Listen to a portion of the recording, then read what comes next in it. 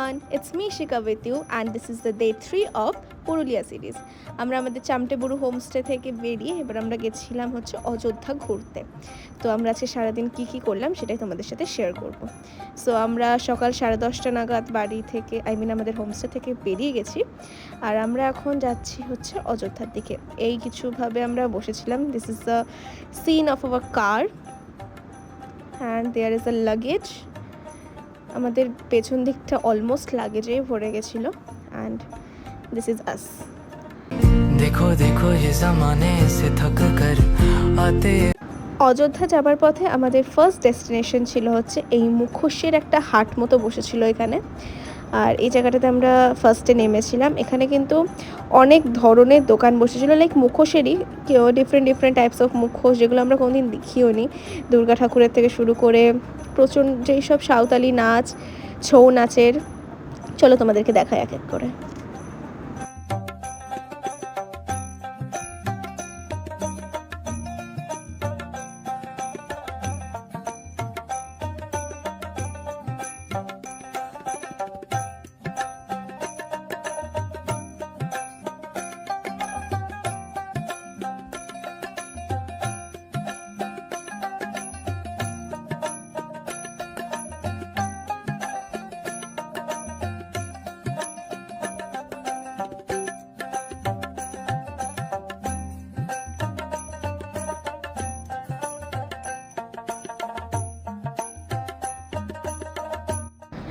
And the first আমরা এই ফার্স্টের দোকানটাতে এসেছিলাম, যেখানে এই পাশে যে বড় বড় মূর্তিগুলো, এগুলো সামথিং 1300 টাকা করে দাম বলছিল।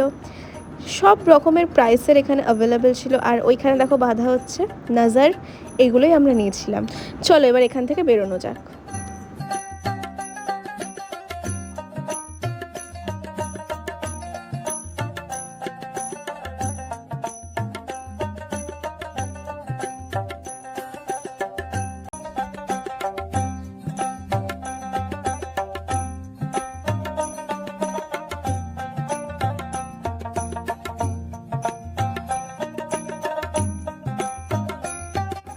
আর তারপরে আমরা চলে এসেছিলাম, এটা একটা শিব মন্দির ছিল ওখানে, নামটা কি সেটা তো আমার এক্স্যাক্টলি মনে নেই। এখানে ওখানকারই একটা লোকাল মন্দির ছিল, সেখানেই গেছিলাম আমরা। বাইরে রোদটা দেখেছো, বেশ রোদ বাইরে। তো একটা ছাতায় যেহেতু সম্ভব না, তার জন্য আমরা গাড়ির দিকে গেলাম আরেকটা ছাতা আনতে। পেছন থেকে ছাতাটা না।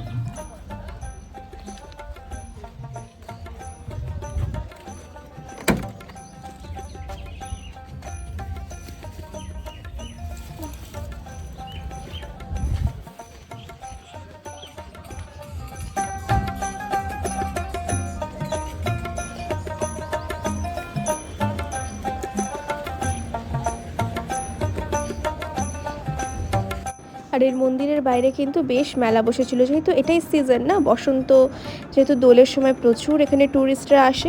তো এখন এখানে বেশ বড় মেলা বসেছিল একটা, মানে মোটামুটি সব রকমেরই জিনিসপত্র পাওয়া যাচ্ছিল। আর যেহেতু একটা জায়গায় এসেছি, সেখান থেকে কিছু মেমোরিজ হিসেবে তো নিয়ে যেতে হবে, তাই বেশ কিছু ব্যাগ, কিছু ক্যাপস এসব আমরা কিনেছিলাম। আর সেগুলো দেখাবো আমরা ঠিক কত কিছু কিনেছিলাম।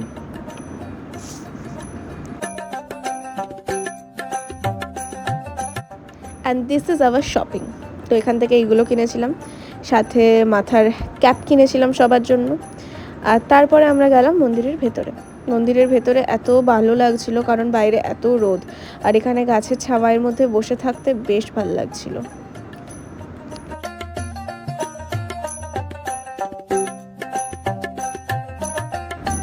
আচ্ছা, মন্দির থেকে বেরিয়ে এবার আমরা পাহাড়ের দিকে যাচ্ছিলাম। আর এবার আমরা একটুখানি সিটসগুলোও চেঞ্জ করেছি আর উঠে গেলাম পাহাড়ের ওপরে।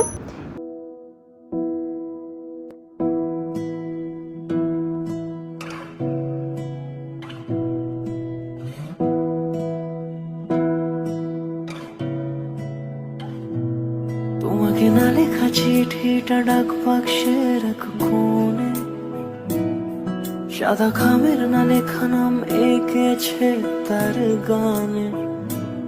তোমাকে না লেখা চিঠিটা ডাক বাক্সের এক কোণে, সাদা খামের না লেখা নাম এঁকেছে তার গানে। সেই চিঠি জাস্ট ফিল দ্য বিউটি। এখানে প্রায় আমরা অনেকক্ষণ দাঁড়িয়ে অনেক ফটোশ্যুটস করেছি। তারপরে আমরা চলে গেছিলাম সীতাকুণ্ডতে। আচ্ছা, এখানে কিন্তু এর পেছনে অনেক বড় হিস্ট্রি আছে, সেটা বলতে গেলে কিন্তু ভিডিওটা অনেক বড় হয়ে যাবে, তো সেটা না হয় তোমরা গিয়েই দেখে নিও। আচ্ছা, আমরা এখানে গেছিলাম, আর এই জায়গাটাতে একটু নামাটা একটু টিপিক্যাল পার্টি ছিল, বাট ইট ইজ ইজি।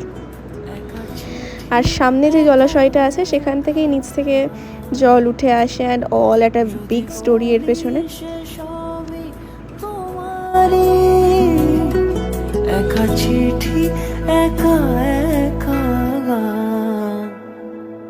সাইয়া সাইয়া সাইয়া সাইয়া সাইয়া সাইয়া সাইয়া সাইয়া।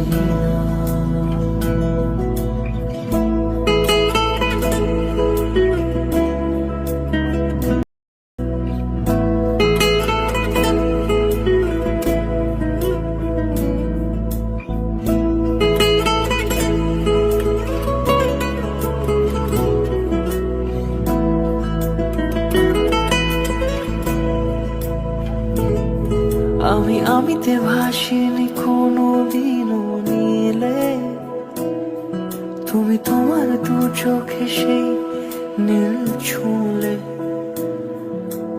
আমিতে ভাসিনি কোনো দিনও নীলে, তুমি তোমার দু চোখে সেই নীল ছুঁলে। আজও আমার সারাটা নীল থাকে একা একা, সেই চিঠি না পড়া সুর আঁকা একা একা ছুঁয়ে যায় তবু কখন সে। যদি বলি সে সবই তোমারই দু চোখে ভেসে। After visiting Sitakunda we went to a temple. আচ্ছা, এই মন্দিরের ভেতরে কিন্তু ভিডিওগ্রাফি কোনো অ্যালাউ ছিল না, আর এখানে দেয়ার ওয়াজ আ মিস্ট্রিয়াস হিস্ট্রি। লাইক এখানকার দুর্গা প্রতিমার হাতে প্রায় 50 বছরের বেশি আজও সেই প্রদীপ জ্বলছে।